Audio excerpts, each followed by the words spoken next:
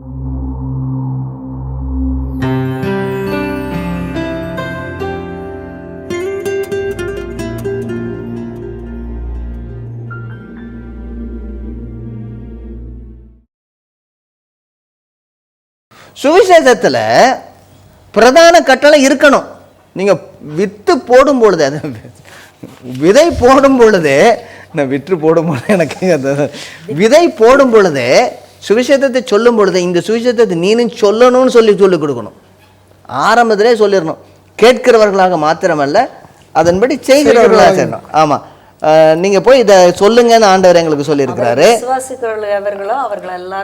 அவருடைய நாமத்தினாலே அவர்களுக்கு பாவ மன்னிப்பு அப்படின்னு. அதோட இன்னொன்று என்ன சொல்றாரு? இதெல்லாம் தீர்க்க தரிசன புத்தகங்களில் எழுதப்பட்டு இருக்கிறது. இது என்ன சுவிசேஷத்தை சொல்றாங்க. இந்த சுவிசேஷத்தினுடைய வெளிப்பாடு என்ன? ஞானஸ்தானம், பரிசுத்த ஆவியானுடைய நிறைவு, ஞானஸ்தானத்தின் மூலமாக சபையினுடைய ஐக்கியம் முழுமையாக கொண்டு வர்றாங்க. இதெல்லாம் அவங்களுக்கு பின்னாடி சொல்லணும். என்ன சொல்லணும்? ஆனால் எப்படி ஆரம்பிக்க வேண்டியிருக்கு அதில் அதையும் நம்ம பார்க்கணும். எப்படி சுவிசேஷத்தை ஆரம்பிக்கணும்?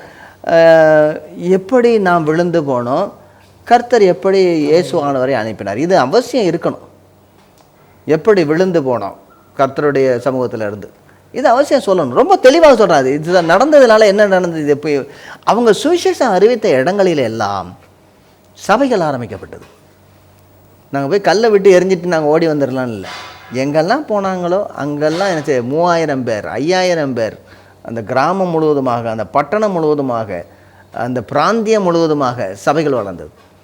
நீங்கள் அவங்க சுவிசேஷம் சொல்லுவாங்க, வேத வசனம் விருத்தி அடைந்தது, எல்லா இடத்துலையும் எழுதப்பட்டு. ஆமென். அடுத்தது ரட்சிப்புக்கு ஏதுவான வார்த்தைகளை பேசினார்கள். இது அதுக்கு அடுத்ததாக மனம் திரும்புவதற்கு எதுன்னு பேதுருவானவர் பிரசங்கித்த பிரசங்கத்தை எல்லாத்தையும் பார்த்துட்டோம். சபைகள் பெருகிட்டது போனது மட்டுமல்ல, 4000 5000 அப்படி பெருகிட்டே போகுது. ஆமா, அதாவது 2வது அதிகாரம் 41வது வசனத்துல 3000, 4வது அதிகாரம் 4வது வசனத்துல 5000, அதுக்கு பின்னாடி எல்லாம் பெருத்த கூட்டம், திரளான புருஷர்களும் ஸ்திரீகளுமாக எல்லாரும்.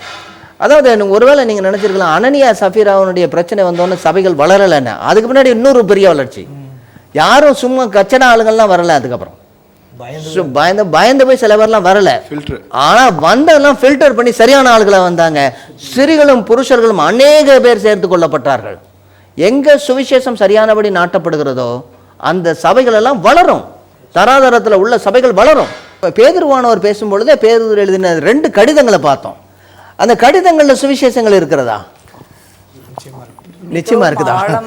ஆமா, நம்ம தயவுசெய்து பார்ப்போம். 1 பேதுருக்கு போவோம் உடனடியாக. 1 பேதுரு ஆரம்பிக்கும் போதே அவர் சுவிசேஷத்தில் ஆரம்பிக்கிறாரு.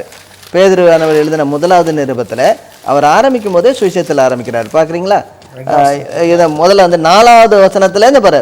எனது அவர் இயேசு கிறிஸ்து மரித்தோரிலிருந்து எழுந்ததினாலே ஜீவனுள்ள நம்பிக்கை, கடைசியிலே வெளிப்பட ஆயத்தமாக இருக்கிற ரட்சிப்பு, விசுவாசம், இதெல்லாம் என்ன சுவிசேஷம்.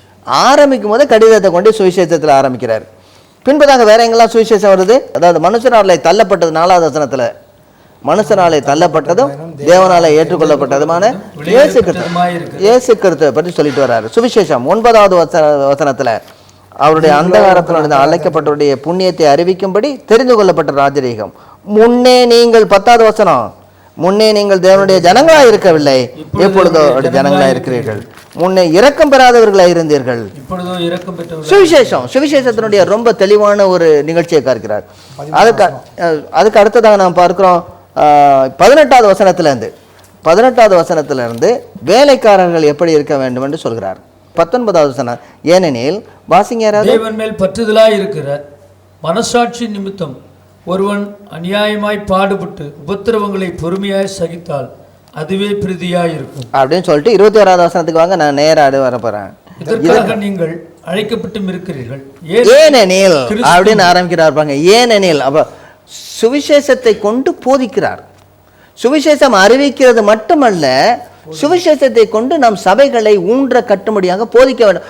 ஒரு வேலைக்காரன் அநியாயமாய் தண்டிக்கப்பட்டு அநியாயமாய் நடத்தப்படும் பொழுது அவன் எப்படி சுவிசேஷத்தை வாழ வேண்டும்? எங்கேருந்து எடுக்கிறாரு? ஏனெனில் என்ன சொல்றாரு? கிறிஸ்துவும் உங்களுக்காக பாடுபட்டு நீங்கள் தம்முடைய அடிச்சுவடுகளை தொடர்ந்து வரும்படி உங்களுக்கு மாதிரியை பின்வைத்து போனார். இந்த ரெண்டு வார்த்தையை ரொம்ப அழகா பார்த்தேன். அடிச்சுவடுகள், மாதிரி. ஞாபகம் இருக்கா? அடிச்சுவடுகள்னு சொல்லும்போது என்னன்னு, ஒரு பாலைவனத்திலேயோ அல்லது இருளான ஒரு பகுதியிலையோ அல்லது ஒரு காட்டுக்குள்ளேயோ நடந்து போகும்போது நம்ம என்ன செய்யணும், முன்னாடி போகிற ஆளோடைய அடிச்சுவடு மேலே அடிச்சுவடு எடுத்து நடத்தினா போய் சேரலாம். அது பாதையே இல்லாத இடத்துல சில இடங்கள்லாம் இப்போ இந்த என்ன சொல்லுவாங்க, வியட்நாமுடைய வாரில் சொல்லுவாங்க கில்லிங் ஃபீல்டு அப்படின்பாங்க.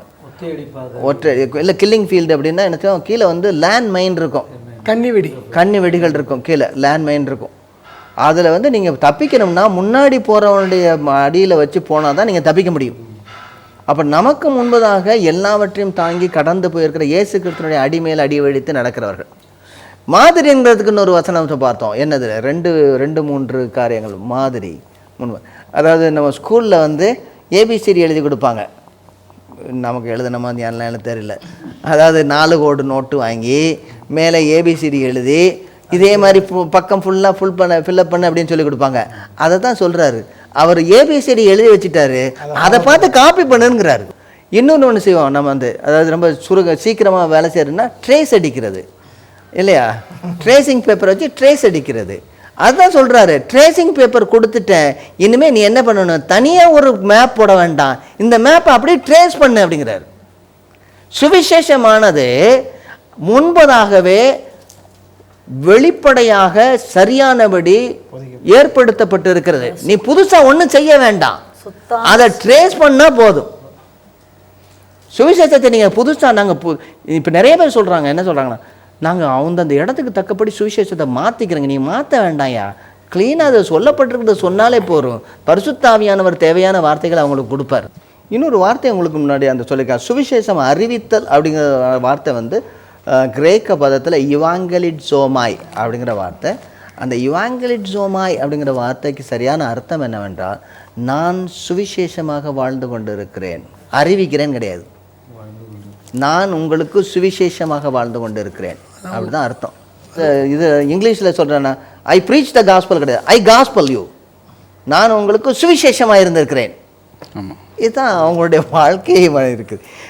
பேதுருவானவர் எழுதின 3வது அதிகாரத்துலேயும் அவர் கொண்டு வர்றாரு. 3வது அதிகாரத்தில் ஏதாவது சொல்கிறாருல்ல, 18வது வசனத்தில் 17வது வசனத்தை பாருங்க, தீமை செய்து பாடனை போய்தான் தேவனுக்கு சித்தமானால் நன்மை செய்து பாடனை மேன்மையாக, ஏனெனில் ஆரம்பிக்கிறாரு, கிறிஸ்தவம் ஆரம்பிக்கிறாரு, கிறிஸ்தவன் ஆரம்பிக்கிறார். அதே மாதிரி நீங்க திரும்ப மறுபடியும் 4வது அதிகாரத்தை வாங்க, இப்படி இருக்க 1வது வசனத்துல கிறிஸ்தவன் நமக்காக மாம்சத்திலே பாடப்பட்டபடியால் நீங்களும் அப்படிப்பட்ட சிந்தையை ஆயுதமாக தெரிவித்துக் கொள்ள. ரைட். அதுக்கு அடுத்த இதற்காக மரித்தோர்களுடைய இந்த கடைசியில் சொல்றாரு 6வது வசனத்துல, உயிரோடு இருக்கிறவர்களுக்கு மரித்தோருக்கு நியாய தீர்ப்பு கொடுக்கிறவர்களுக்கு ஆயத்தமாக கணக்கு ஒப்புவிப்பார்கள், இதற்காக மரித்தோனார்கள் மனுஷன் முன்பாக மாம்சத்திலே ஆக்கினைக்குட்பட்டிருந்தும் தேவன் முன்பாக ஆவிலே பிழைத்திருக்கும்படியாக அவர்களுக்கும் சுவிசேஷம் அறிவிக்கப்பட்டது. 14 நீங்கள் கிறிஸ்துவின் நாமத்தின் நிமித்தம் நீங்கப்பட்டால் ஆதலால் ஒருவன் கொலை உண்டாதாக, அடுத்த ஒருவன் கிறிஸ்தவனாக இருக்கிறதுனாலே நியாய தீர்ப்பு. 17வது வசனத்துல நியாய தீர்ப்பை குறித்து பேசுறாரு. கடைசியில் ஆகையால் தேவனுடைய சித்தத்தின்படி பாட அனுபவிக்கிறவர்கள் நன்மை செய்கிறவர்களாக. இது எல்லா பகுதியிலையும் பாட அனுபவிப்பதும் சுவிசேஷமும் எப்படி ஒத்து வருதுன்னு சொல்லி எல்லா இடத்தையும் சொல்றாரு. 5வது அதிகாரத்திலையும் அவர் திரும்ப கொண்டு வர்றார். கடைசி 5வது அதிகாரத்தில் ரொம்ப விசேஷமாக 12வது வசனத்தை சொல்றாரு. என்ன சொல்றாரு, உங்களுக்கு புத்தி சொல்லும்படிக்கும் நீங்கள் நிலை கொண்டு நிற்கிற கிருபை தேவனுடைய மெய்யான கிருபை தான் என்று சாட்சியிடும்படிக்கும் நான் சுருக்கமாய் உங்களுக்கு எழுதி எனக்கு தோன்றுகிறபடி உண்மையில சகோதரனாக இருக்கிற சில்வாவின் கையிலே கொடுத்து அனுப்பியிருக்கிறேன். ஆமாம், 2 பேதுருவிலையும் அநேக காரியங்கள், அதாவது விசேஷமாக 2வது வருகை குறித்தும் பின்பதாக நடக்கக்கூடிய குளறுபடிகள், அதாவது கள்ள தீர்க்கதரிசிகள், கள்ள போதகர்கள், தீர்க்கதரிசிகள் போதகர்கள், அதில் என்ன இன்னொன்று கள்ள உபதேசகர்கள், இவங்கெல்லாம் என்ன செய்வாங்க அப்படின்னு சொல்லி முடிக்கிறார். இது அனைத்தும் பேதுருவானவர் சொல்கிறார். நம்ம உடனே அடுத்ததாக எங்கே போனோம், இதை முடிச்சுட்டு ஸ்தேவான் படிக்கும்போது உங்களுக்கு என்ன இருந்துச்சு? ஸ்தேவானுடைய இந்த 6வது அதிகாரம் 7வது அதிகாரம் சுவிசேஷத்துடைய முழுமையை பார்த்தோம். அதாவது அது பழைய ஏற்பாட்டில இருந்து எப்படி அழகா கொண்டு வர்றாருன்னு சொல்லி ரொம்ப அழகா பேசுறத பார்த்தோம். பரிசுத்த ஆவியினாலும் ஞானத்தினாலும் நிறைந்தவராக இருந்தார், வேத வசனம் படித்து. அதுக்கு அடுத்ததாங்க நம்ம உடனே பிலிப்புடைய கதைக்கு போகிறோம், அதனுடைய ஸ்டோரிக்கு போகிறோம். பிலிப்பு என்பவர் எத்தியோப்பியா மந்திரி.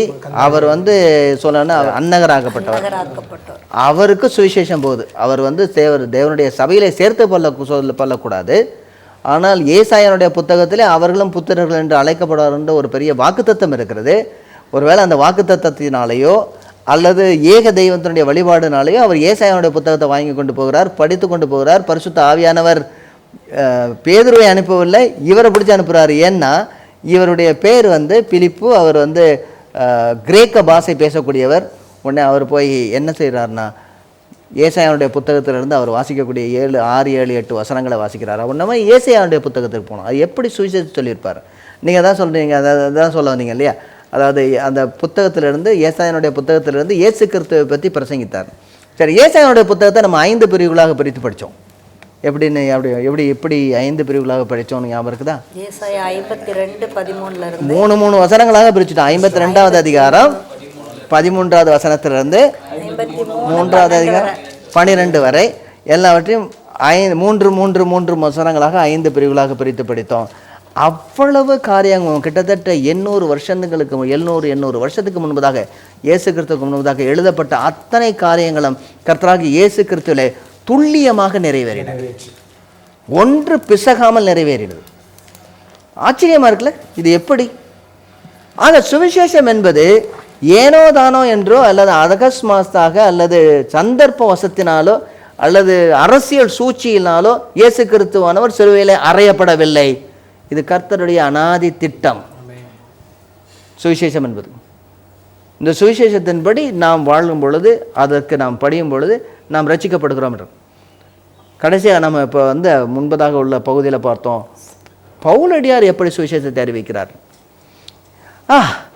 இப்போ சொல்லுங்க, என்ன நாம் பார்த்து கொண்டு வந்தோம்? உங்களுக்கு எப்படி இருந்தது? சுருக்கமாக குயிக்கா. நீங்க சொன்ன மாதிரி அந்த இல்லிருக்க வரை பூரணமாய் சுவிசேஷத்தை அறிவித்தார். அதுக்கு பேசிக் காரணம் என்னன்னு நம்ம ஒரு வாட்டி கூட இது பண்ணியிருக்கோம். ரோமர் 1ஆம் அதிகாரம் 9ஆம் வசனம் குமாரனுடைய சுவிசேஷம். ஆமா.